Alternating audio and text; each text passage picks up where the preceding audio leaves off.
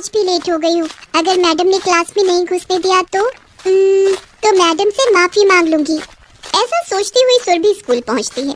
सुरभि को देखकर उसकी क्लास टीचर कहती है, क्या बात है सुरभि, तुम आज फिर लेट आई हो? आज क्या बहाना है तुम्हारे पास? बहाना नहीं है मैडम, मेरी माँ की तबीयत बहुत खराब है। माँ दूसरों के घरों में काम पर जाती है। बीमारी के कारण माँ काम पर नहीं जा रही है, इसलिए मुझे काम पर जाना पड़ता है, इसलिए देर हो गई। ठीक है, आओ आज तो तुम्हें छोड़ रही हूँ, लेकिन कल से लेट हुई तो बाहर धूप में खड़ा कर दूंगी। सुरभि क्लास के अंदर आ जाती है और पढ़ाई करने लगती है। उसकी माँ ममता की तबीयत कुछ दिनों से बहुत खराब चल रही थी, जिस कारण वो चारपाई पर ही रहती थी।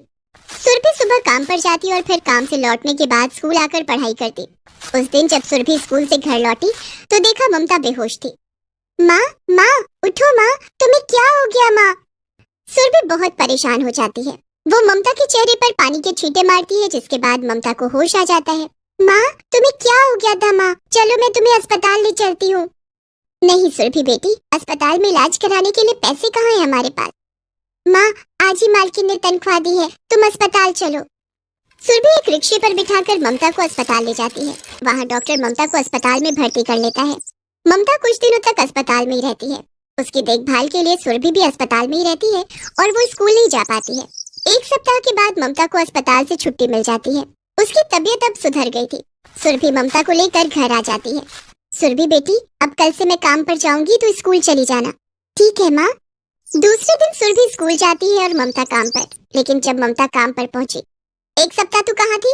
मालकिन मेरी तबीयत खराब थी, कम से कम बता तो देती। मैंने सोचा तू अब काम पर नहीं आएगी, इसलिए मैंने तेरी जगह दूसरी काम वाली रख ली है।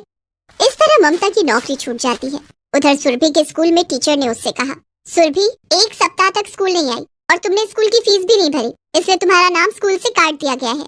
लेकिन मैडम, मेरी माँ की तबीयत बहुत खराब थी, सारे पैसे उनके इलाज में खर्च हो गए, इसलिए मैं स्कूल नहीं आ सकी और फीस भी नहीं भर सकी। मैं अगले महीने स्कूल की फीस भर दूंगी, प्लीज स्कूल से मेरा नाम मत काटिए।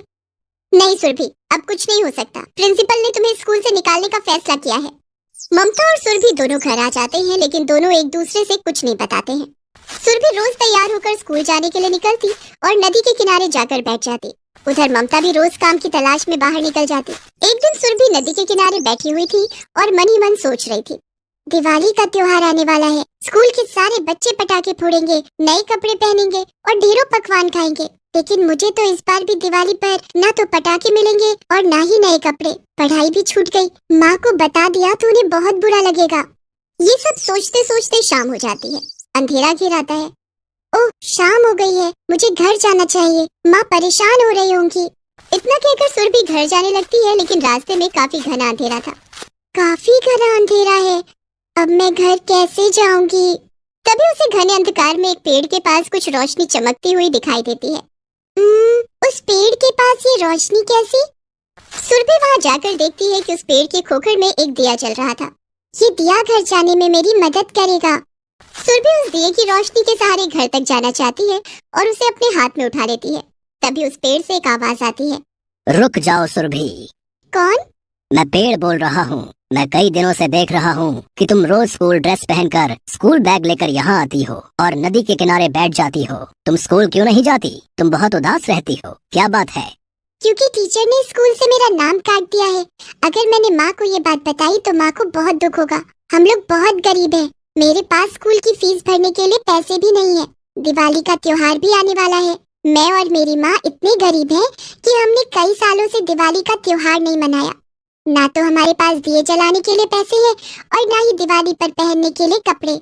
अच्छा, तो ये बात है, ठीक है, तुम इस दिए को अपने घर ले जाओ। ये दिया तुम्हारी बहुत मदद करेगा। इसकी मदद से तुम दिवाली का त्योहार मना सकोगी। ये दिया मेरी क्या मदद करेगा? ये कोई साधारण दिया नहीं है, ये एक जादुई दिया है। ये दिया कई सालों से मेरी खोखड़ में जल रहा है। ये दिया कभी नहीं बुझता। बरसों पहले एक महात्मा ने इसे मेरी खोखड़ में जलाया था, तब से लेकर आज तक ये दिया कभी नहीं बुझा। इस दिए से तुम जो मांगोगी तुम्हें वो सब कुछ मिलेगा। अच्छा, धन्यवाद पेड़। अच्छा, अब मैं चलती हूँ। उस जादुई दिए की रोशनी के सहारे सुरभि अपने घर तक पहुँच जाती है। उसकी माँ ममता उसका इंतजार कर रही थी। कहाँ रह गई थी सुरभि और ये दिया कहाँ से लाई? सुरभि ने ममता को जादुई दिए के बारे में सब कुछ बताया। माँ, ये जादुई दिया है, ये मेरी हर मनोकामना पूरी करेगा। मैं अभी इससे कुछ मांग कर देखती हूँ। जादुई दिए, मुझे और मेरी माँ के लिए ढेर सारा अच्छा अच्छा खाना चाहिए। सुरभि के इतना कहते ही 2 थाली भरकर पकवान वहाँ जाते हैं। ये तो सचमुच में जादुई दिया है। हाँ माँ, उस पेड़ ने सच कहा था। सुरभि और ममता ने जी भरकर खाना खाया और सो गए। दूसरे दिन सुबह सुबह सुरभि ने उस दिए से कहा, जादुई दिए, मुझे स्कूल की फीस भरने के लिए पैसे चाहिए। तभी वहाँ पर कुछ पैसे आ गए। सुरभि पैसों को लेकर स्कूल चली गई और अपनी फीस भर दी, जिसके बाद सुरभि का नाम स्कूल में दोबारा लिख लिया गया।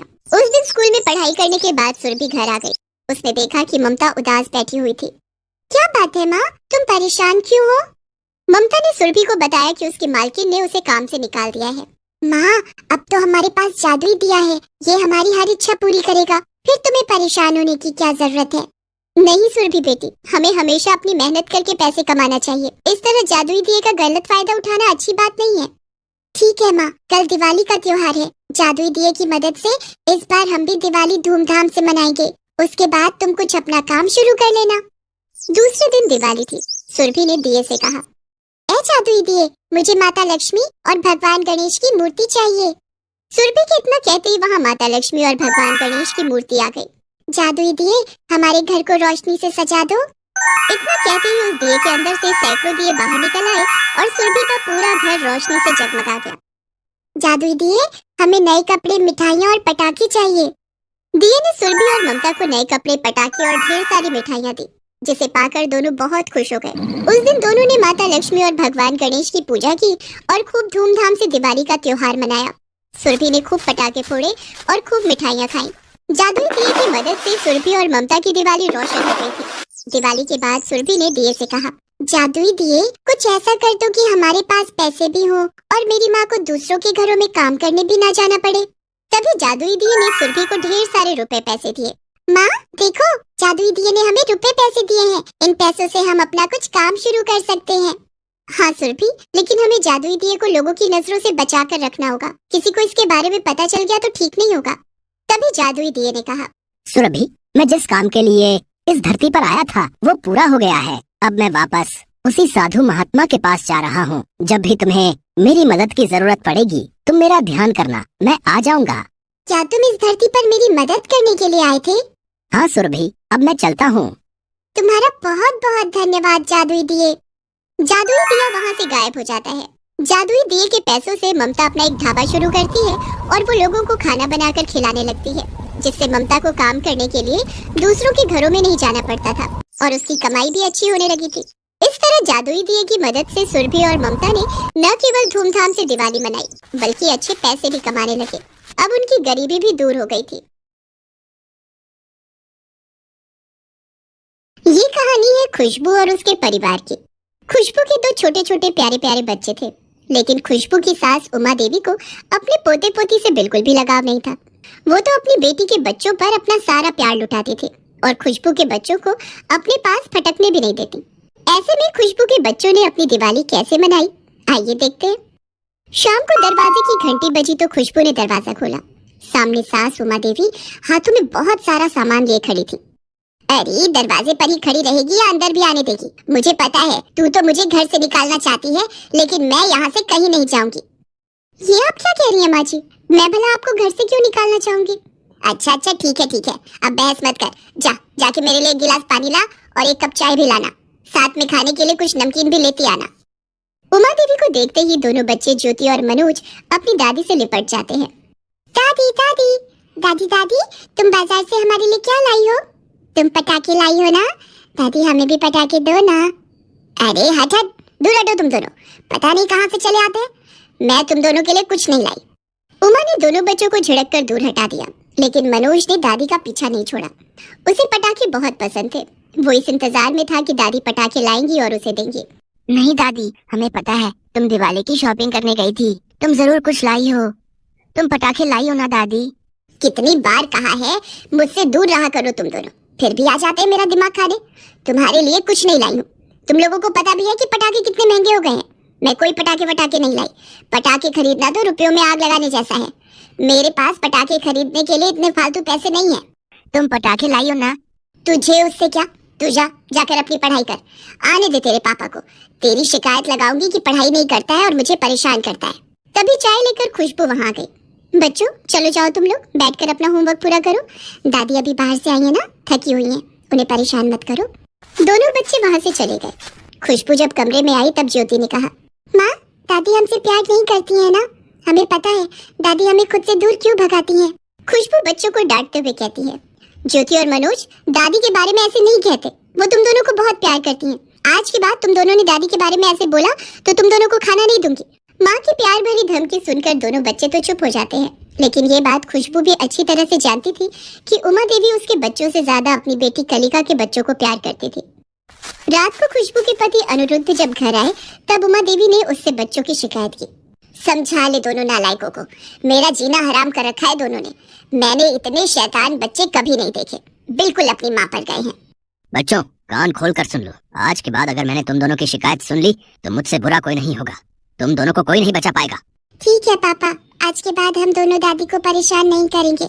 उमा ये तुम ठीक नहीं कर रही हो। ज्योति और मनोज हमारे पोते पोती है, न जाने तुम्हें उनसे प्यार क्यों नहीं है। तुम हमेशा अनिरुद्ध से उनकी शिकायत करती हो, ये बहुत गलत है। आप चुप रहो जी, आपको नहीं पता इन सबको कैसे काबू में रखना है। इन बच्चों के जरिए मैं पूरे परिवार को अपनी मुट्ठी में रखना जानती हूँ। आप नहीं समझोगे ये सब। एक बार अनिरुद्ध अपने बीवी बच्चों की सुनने लगा तो हमारी तो कोई पूछ ही नहीं होगी। उमा परिवार को मुट्ठी में नहीं बांधा जाता, प्यार के धागे से बांधा जाता है। हाँ हाँ, अब चुप भी हो जाओ, मुझे मत समझाओ। तुमसे तो कुछ बोलना ही बेकार है। दूसरे दिन जब सब सुबह का नाश्ता कर रहे थे तभी घर के दरवाजे की घंटी बजी। अरे अब इस वक्त कौन आ गया सुबह सुबह? आप नाश्ता कीजिए, मैं देखती हूँ। खुशबू ने दरवाजा खोला तो बाहर ननद कलिका अपने 2 बच्चों के साथ खड़ी थी। अरे कलिका दीदी आओ आओ। हाय भाभी, कैसी हो? मैं ठीक हूँ, और दामाद जी कैसे हैं? खुशबू और कलिका बातें कर रही होती हैं कि तभी कलिका के दोनों बच्चे परम और चिंकी भागकर नानी के पास जाते हैं और उमा देवी दोनों को गले से लगा लेती हैं। नानी नानी नानी, आ गए तुम दोनों। मेरे सोना चांदी, मेरे हीरा मोती, मैं तुम दोनों को ही याद कर रही थी। परम चिंकी, नानी को नाश्ता करने दो बेटा। लेकिन उमा अपने नाश्ते को भूलकर परम और चिंकी को खूब प्यार कर रही थी। मनोज और ज्योति ये सब देख रहे थे। अरे खुशबू, कलिका और बच्चों को भी नाश्ता दो। जी माँ जी, अभी लाई। अरे कलिका बेटा, आज कैसे आना हुआ? परसों तो दिवाली है। पापा, परम के पापा ऑफिशियल टूर पर बाहर गए हैं, दिवाली पर भी वो यहाँ नहीं रहेंगे, तो मैं इस बार दिवाली आप लोगों के साथ मनाने यहाँ चली आई। लेकिन तुम्हारे सास ससुर तो है ना, तुम्हें उन दोनों को इस तरह अकेला छोड़कर यहाँ नहीं आना चाहिए। क्यों नहीं आना चाहिए? आप तो हमेशा मेरी बेटी के पीछे पड़े रहते हैं। हमने शादी कर दी, इसका मतलब ये तो नहीं है कि ये घर इसका नहीं है, ये यहाँ आ भी नहीं सकती। उमा तुमसे तो कुछ कहना ही फिजूल है, मेरे कहने का ये मतलब नहीं था। कलिका को अपनी दिवाली अपने घर में मनानी चाहिए। आपका क्या मतलब है मैं अच्छे से समझती हूँ। मैं बता रही हूँ, कलिका इस बार दिवाली यही मनाएगी बस। नानी आप हमारे लिए पटाखे लाई हो ना? नानी मुझे पटाखे बहुत पसंद हैं। और मुझे फुलझड़ियाँ जलाना। हाँ हाँ मेरे बच्चों, मैं कल ही बाजार से तुम दोनों के लिए ढेर सारे पटाखे लाई हूँ। मैंने उन पटाखों को मनोज और ज्योति से छिपाकर छत पर गोदाम रूम में रखा है। मनोज और ज्योति तो मुझसे पटाखे मांग रहे थे, लेकिन मैंने उन्हें नहीं दिए। मैंने तो अपने परम और चिंकी के लिए पटाखे लिए थे बस, और तुम लोगों के लिए ढेर सारी मिठाइयाँ भी लाई हूँ। उमा देवी की सारी बातें मनोज और ज्योति ने सुन ली थी। दीदी देखो, दादी परम और चिंकी से बहुत प्यार करती है, वो उन्हें पटाखे भी दे रही है और मिठाइयाँ भी। दादी हमसे प्यार क्यों नहीं करती? कोई बात नहीं मुकेश, जाने दे। हम कुछ कहेंगे तो दादी फिर पापा से हमारी शिकायत कर देंगी, और पापा तो हमें ही डांटेंगे। वो दादी को तो कभी कुछ नहीं कहते। इधर सारे लोग अपने अपने काम पर चले जाते हैं। शाम होते ही परम चिंकी, बच्चों चलो छत पर चलते हैं, मैं तुम दोनों को पटाखे दूंगी। उमा देवी अपनी बेटी के बच्चों को लेकर छत पर गोदाम रूम में जाती हैं और पटाखे निकालने लगती हैं कि तभी परम पटाखों को देखकर खुद को रोक नहीं पाता है, और वहीं एक बम पटाखे में वो आग लगा देता है। उमा देवी गोदाम के अंदर थी और परम और चिंकी गोदाम के बाहर थे। पटाखे में लगी आग के कारण दूसरे पटाखे भी चलने लगे, और देखते ही देखते गोदाम में चारों तरफ आग फैल गई। आग देखकर उमा देवी बुरी तरह से डर गई और चिल्लाने लगी, परम चिंकी बच्चों मुझे बचाओ। लेकिन आग देखकर तो परम और चिंकी दोनों डर के मारे वहां से भाग गए और अपनी माँ कलिका के पास आए। परम और चिंकी ने कलिका को बता दिया था कि नानी आग के बीच में फंस गई है। फिर भी कलिका अपनी माँ उमा देवी को बचाने नहीं गई और मौका पाकर ससुराल चली गई। इतने में ही आग का धुआं घर में आने लगा। धुआं देखकर खुशबू चौंक गई। अरे ये धुआं कैसा? ये धुआं तो छत से आ रहा है और पटाखों के जलने की बदबू भी आ रही है।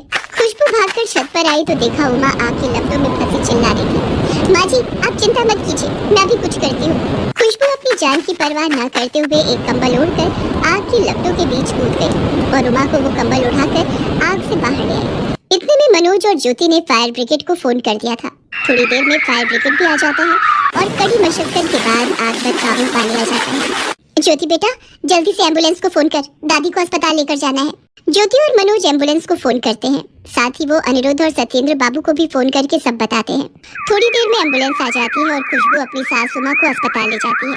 आग में उमा बुरी तरह से झुलस गई थी। आग की लपटों ने खुशबू को भी काफी नुकसान पहुंचाया था। अरे अब कलिका कहाँ है? कहाँ है? अरे वो तो अपनी माँ को जलता हुआ देखकर ही भाग गई थी, अपने बच्चों को लेकर ससुराल चली गई। ऐसा नहीं हो सकता, ना जाने मेरी बेटी कहाँ होगी। आप जरा कलिका बेटी को फोन लगा दीजिए। सत्येंद्र बाबू कलिका को फोन लगाते हैं और फोन स्पीकर पर डाल देते हैं। कलिका बेटी आज तो मेरी जान जाते जाते बच गई। बेटी मेरी हालत बहुत बुरी है, तुम मुझसे आकर मिल ले, शायद मैं अब नहीं बचूंगी। देखो माँ तुम अभी हॉस्पिटल में हो, तुम्हें देखभाल की जरूरत है और मुझसे किसी की तीमारदारी नहीं होती। खुशबू भाभी है ना तुम्हारा ख्याल रखने के लिए। वैसे भी मैं वहाँ आकर अपने बच्चों की दिवाली खराब नहीं कर सकती, बच्चे तुम्हें इस हाल में देखकर डर जाएंगे। इतना कहकर कलिका ने फोन काट दिया। सुन लिया अपनी लाडली बेटी की बातों को, जिसके बच्चों को तुम ज्योति और मनोज से ज्यादा प्यार करती थी, जिनके लिए तुमने ज्योति और मनोज से छिपाकर पटाखे रखे थे, वही तुम्हारे बुरे समय में तुम्हें छोड़कर चली गई। और तुम्हें पता है ज्योति और मनोज ने फोन करके एम्बुलेंस को बुलाया और तुम्हें अस्पताल लेकर आए। उमा देवी की आंखों से पश्चाताप के आंसू बह रहे थे। ज्योति मनोज मेरे पास आओ मेरे बच्चों, अपनी दादी को माफ नहीं करोगे? तुम दोनों ही मेरे असली हीरा मोती हो, मैंने ही पहचानने में भूल कर दी। दादी और आप हमारे लिए पूरा ब्रह्मांड हो, आप हमारे लिए सब कुछ हो, फिर कभी ऐसा मत कहना। हम दोनों आपसे बहुत प्यार करते हैं। खुशबू बहू अब तू भी मुझे माफ कर दे। ये क्या कह रही हैं माँ जी आप? बड़े माफी मांगते हुए अच्छे नहीं लगते, आशीर्वाद देते हुए अच्छे लगते हैं।